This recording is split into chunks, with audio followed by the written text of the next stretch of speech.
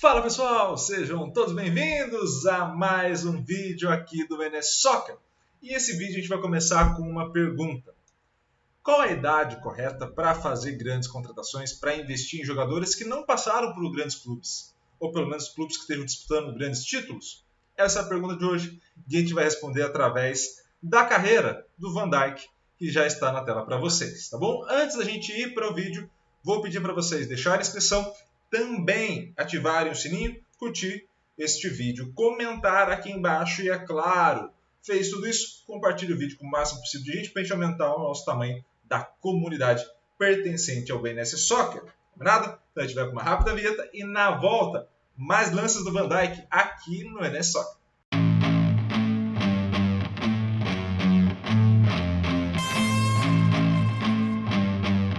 De volta já com o Van Dijk na tela para vocês e a gente vai começar contando um pouco da trajetória dele, que eu acho que vale muito a pena, né?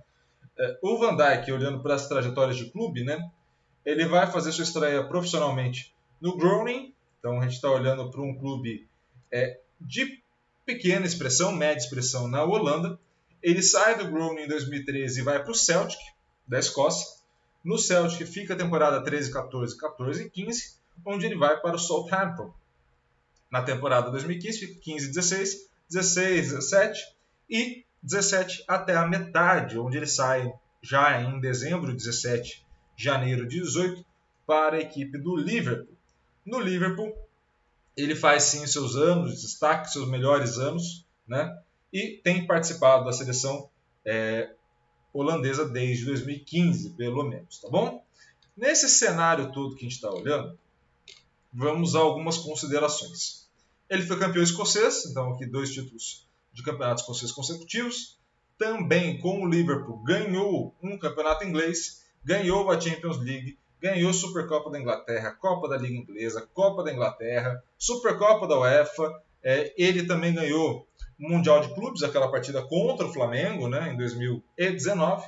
E um destaque muito importante é que ele foi indicado ao Ballon d'Or 2019, ficou em segundo, aqui a votação, ele perde para o Messi essa votação, ele fica em segundo, mas para vocês terem uma noção da temporada 2018-19 que ele realizou, o Messi fica com 686 pontos, né? E ele na votação fica com 679 pontos. Então ele esteve muito próximo de ganhar a bola de ouro, né? Para ter um ponto de comparação, o Cristiano Ronaldo ainda na Juventus em 2019 fica em terceiro na bola de ouro e ele fica com 476 pontos. A gente está falando de pelo menos 200 pontos de diferença entre o Van Dijk e o Cristiano Ronaldo na votação e basicamente ali 7 pontos de diferença entre ele e o Messi, quase que ele leva, por poucos votos, quase que ele leva uma lista que foi predominantemente do Liverpool, né? Ele está falando daquela época de conquista de Champions mais mundial, foi predominantemente do Liverpool. O Van Dijk em segundo, o Mané em quarto, o Salah em quinto, você tem o Alisson na sétima colocação. Então a gente tem um cenário onde a equipe do Liverpool dominou e ele foi o grande nome para muita gente, para muitos especialistas, ele foi o grande nome tendo feito isso. Então, olhando para a carreira do Van Dijk, olhando para essa carreira vitoriosa, a gente está falando de um cara que de fato fez campanhas com o Liverpool fantásticas, mas a gente está falando de um cara que chega em 2018, quando ele já tinha 27, 28 anos. Né? A gente está falando de um jogador ali nascido em 91, então você vai ter ali em 2018 27 anos de idade, 27 para 28. A gente está olhando para esse cenário até a metade ali do ano, ali, quando for completar a primeira parte dele com a equipe do Liverpool. Então, assim, para um jogador que teve essa trajetória, é algo muito acima da média o que ele consegue fazer. Né?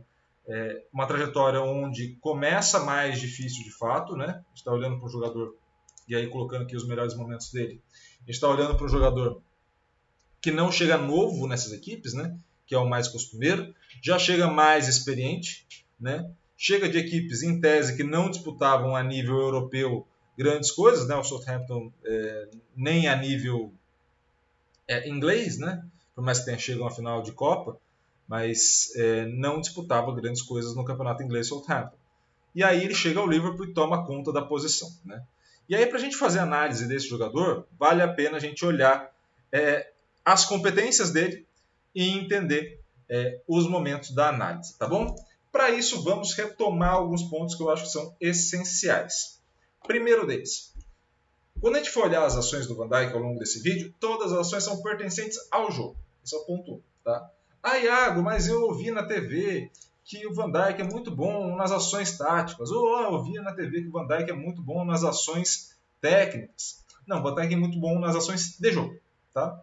Algumas ações mais, outras menos, a gente chama isso de habilidade. Tá bom? Mas as ações em si são pertencentes ao jogo. E cada uma dessas ações que a gente for observar, a gente vai poder analisar por 3 perspectivas. E aí eu não vou categorizar a ação. São ações que elas vão ter pontos de vista diferentes sobre a mesma ação. Tá bom? E aí a gente pode olhar a relação com a bola, a estruturação do espaço e a comunicação na ação. Tá? Tudo isso vai estar presente em cada uma das ações que o Van Dijk for realizar. Beleza? Isso, o Van Dijk e qualquer outro jogador que for realizar aqui as suas ações. Combinado? Então, esse é o primeiro ponto. Depois vamos às ações do Van Dijk, já começando as análises pela relação com a bola, que é, acho que, o primeiro ponto que a gente pode abordar. Quando a gente for olhar a relação com a bola, a gente pode olhar um jogador, um defensor, que vai ter na relação com a bola, na fase defensiva principalmente, uma excelente relação com a bola. E qual é o grande ponto de ter uma excelente relação com a bola? É entender a demanda do jogo e entender, dentro do contexto do jogo, onde que ele pode ofertar a melhor contribuição. A fase de defesa, ela, pegando uma linha oposta à fase de ataque, né, ela é onde você evita, principalmente, o gol do adversário. E onde você consegue fazer evitar o gol do adversário, por vezes passa diretamente, aí ele fazendo o gol de cabeça, né, por vezes passa pelo desarme, como é o caso agora, por vezes vai passar pela interceptação, né? Então o cara vai realizar o passe, eu consigo interceptar essa bola, ou pelo bloqueio, quando o cara vem para a finalização e eu já consigo realizar o bloqueio. Tudo isso passa por eu entender a bola, por entender o meu adversário, quais são as características dele, e é claro, eu me posicionar tão bem a estar apto a realizar a próxima ação. Então perceba como o posicionamento dele é muito bom para estar apto a realizar a ação diretamente na bola para a recuperação da posse. E percebam principalmente como ele vai conseguir manter a posse com a equipe do Liverpool por grande parte das vezes. Né? Ou seja, ele consegue ir para uma ação de desarme, ele consegue ir para uma ação de recuperação da posse e dar sequência no lance. Né?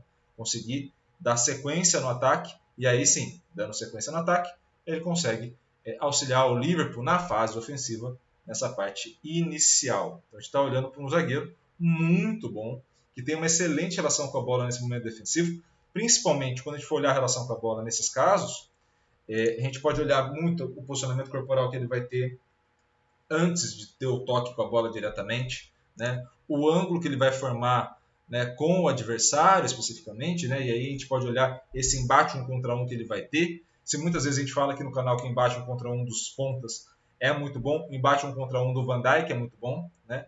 E essa leitura do tempo de bola, principalmente na bola aérea, que ele é muito bom, e aí você passa a ter um posicionamento adequado corpóreo, passa a ter um tempo de bola e passa a ter a ação aplicada direta na bola para poder recuperar essa bola e dar início à fase ofensiva. E isso tudo o Van Dijk é muito bom, muito bom. Tá? E aí, olhando para a fase ofensiva da equipe do Liverpool, né, a gente pode olhar, primeiro, essa recuperação como início da fase. Então, o fato de você recuperar e conseguir dar sequência, isso é algo muito bom. Um segundo é a capacidade dele de passes mais curtos, né? Não é a principal habilidade que vai mais destacar, mas ele é um cara que consegue manter bem a posse de bola da equipe, tá? Esse é o primeiro ponto.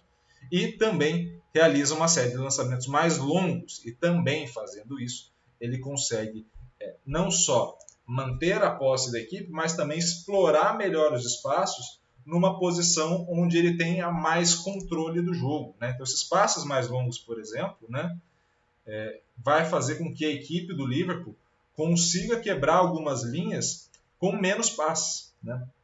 Então, você consegue, nesse movimento, quebrar algumas linhas e fazer com que a equipe do Liverpool tenha passes mais longos, com maior possibilidade de você sair em vantagem numérica numa zona mais à frente. E isso você faz com que você explore muito bem os corredores, né? Tanto o corredor direito como esquerdo, né?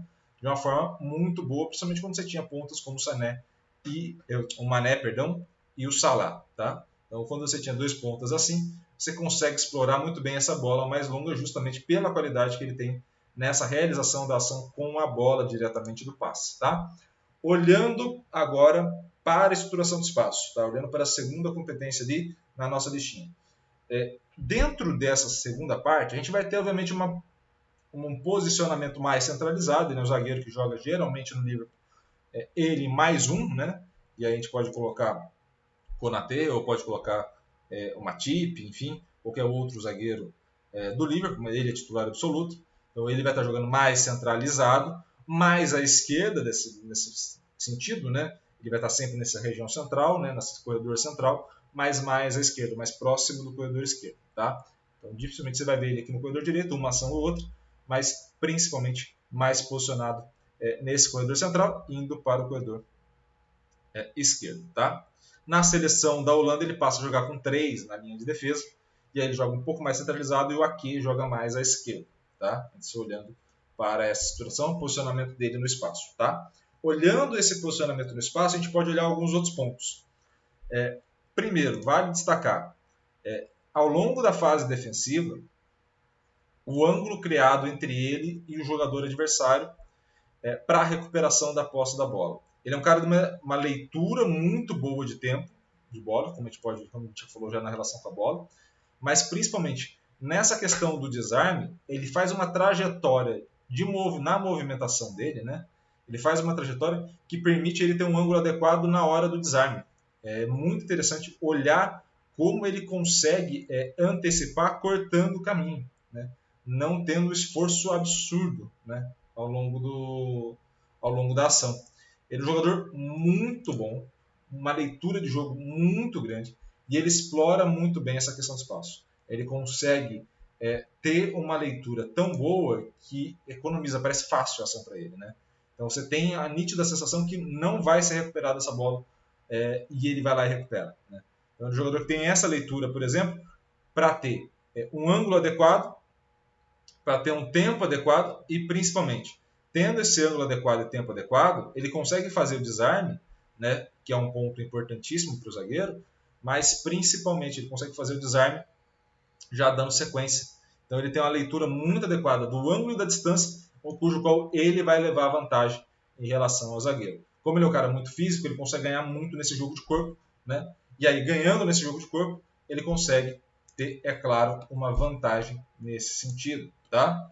E aí vamos olhar também não só essas ações que a gente está observando, mas também algumas ações de bloqueio, né? Porque o Van Dijk acaba sendo um cara muito importante nessas ações de bloqueio, porque ele tem uma leitura muito adequada da relação do ângulo dele, né, com o portador da bola principalmente, mas em relação ao gol, né? Então ele não está olhando só uma questão de interceptação, eu estou olhando a trajetória entre 2 companheiros da equipe adversária, e aí eu consigo antecipar essa trajetória. Mas também uma leitura de quando o cara vai fazer a finalização e qual que é o meu posicionamento adequado para conseguir impedir essa finalização. Percebam como dentro da ação de bloqueio eu tenho tanto a relação com a bola quanto a estruturação do espaço e tenho a minha comunicação na ação. Por que, Iago, que eu vou ter essa comunicação na ação? Porque eu vou ter que ter uma leitura adequada da ação do meu adversário. Então eu passo a ter uma leitura muito adequada da ação do meu adversário e passo a ter uma leitura também dos meus companheiros. Quem pode me auxiliar numa cobertura? Quem pode realizar o primeiro combate no meio campo? Qual é a característica desses jogadores? E é claro, quando você for observar tudo isso, a gente está falando de uma comunicação na ação muito boa, porque perceba como muitas vezes ele vai sobrar nesse 1 contra 1, né? E isso parte também do modelo que o treinador vai colocar. Por que eu vou deixar o Van Dijk nesse 1 contra 1? Muitas vezes porque eu tenho a nítida sensação que ele vai recuperar essa bola, né? Que ele vai conseguir ter êxito ali. Então isso permite com que outros jogadores desenvolvam melhor seu potencial. Então essa inter-relação é o que permite esses jogadores darem um salto à frente. Então quando eu tenho 2 pontas rápidos, como era o Salah e o Mané, ou agora com o Luiz Dias, eu consigo fazer com um zagueiro que consegue essa inversão e essa explorar os corredores, eu consigo também desenvolver melhor o meu potencial, porque esses jogadores não precisam descer para pegar essa bola, eles conseguem receber essa bola já um pouco mais à frente, numa situação mais propensa, uma situação deles fazerem um contra um contra os laterais adversários. Então percebam como uma característica não está desassociada da equipe. Na verdade, é o contrário. Através desse conjunto de características que eu crio o perfil dessa equipe. E muito passa disso. Uma situação de 1 contra 1 ou uma situação dessa bola longa, e eu desenvolvo a potencialidade do meu jogador, do jogador da minha equipe, através justamente dessas características. Então, se eu tenho, por exemplo, uma bola mais alta com ele, ali, seja na fase ofensiva ou na fase defensiva, isso me permite fazer outras ações possíveis. Isso me permite ter uma outra atitude que seria com outro jogador, por exemplo, com menos habilidades nessa relação com a bola, menos habilidades nessas ações. Então, assim, isso é muito bom. Isso é muito bom para o desenvolvimento como um todo da equipe. E, é claro, olhando todas essas ações, olhando todos esses melhores momentos, a gente responde aquela primeira pergunta do vídeo, né? Qual é a idade certa para contratar? Na verdade, não tem uma idade certa. Por quê? Porque esse desenvolvimento do jogador, como é o caso do Van Dijk, vai passar muitas vezes pelo desenvolvimento da equipe. Então, assim, o Van Dijk é muito bom, é excelente, ele é um ótimo jogador. Mas por que ele não vai ser visto mais vezes? Né? Por que ele não foi visto antes, com 21, 22 anos? Porque as possibilidades de ação que ele vai ter num jogo com o Southampton ou com o Celtic são completamente distintas da que ele vai ter no Liverpool. E aí ele precisou ser testado numa Premier League com uma equipe mais fraca, mas que ele pudesse se desenvolver e se testar contra as grandes equipes que quiseram contratar depois. E esse é o grande ponto. É como você conseguir observar essa equipe e a formação dela. O Van Dijk foi descoberto mais tarde do que a maioria dos zagueiros possam ter sido descobertos. Não há problema. O grande ponto é você entender a formulação dessa equipe e entender que por esse deslize das grandes equipes, não ter percebido ele antes, talvez você vai ter menos tempo para aproveitar dele de futebol, mas que na hora da formulação, da construção da sua equipe naquele momento, talvez seja o suficiente para você montar uma grande equipe e aí, é claro, desenvolvê-la a partir de grandes jogadores. O Salah aconteceu isso também, um pouco mais velho. Então, assim, você tem grandes equipes e consegue ir atrás desses caras que no mercado tem jogadores mais velhos que não se encaixaram em algumas equipes ou não se desenvolveram, ou estão em equipes menores e que poderiam, claro, ter uma chance em grandes equipes, tá bom? Pessoal, esse foi o vídeo de hoje, espero muito que vocês tenham gostado do vídeo e, é claro, vou pedir para vocês, enquanto deixo as últimas cenas aqui do Salah, que vocês deixem aqui a tua inscrição no canal, isso ajuda demais a gente. E além da inscrição, também ativa o sininho, porque isso faz com que a gente se comunique melhor aqui via YouTube. Além disso, deixa a tua curtida no vídeo se você gostou, compartilha com o máximo de gente possível e comentário aqui embaixo sobre a tua opinião acerca dessa questão que te levantou no começo do vídeo, que a gente tentou responder agora mais ao final. Tá bom? Redes sociais todas aqui embaixo também na descrição. Muito obrigado pelo carinho com o projeto, muito obrigado pelo carinho aqui no YouTube. Um grande abraço e valeu!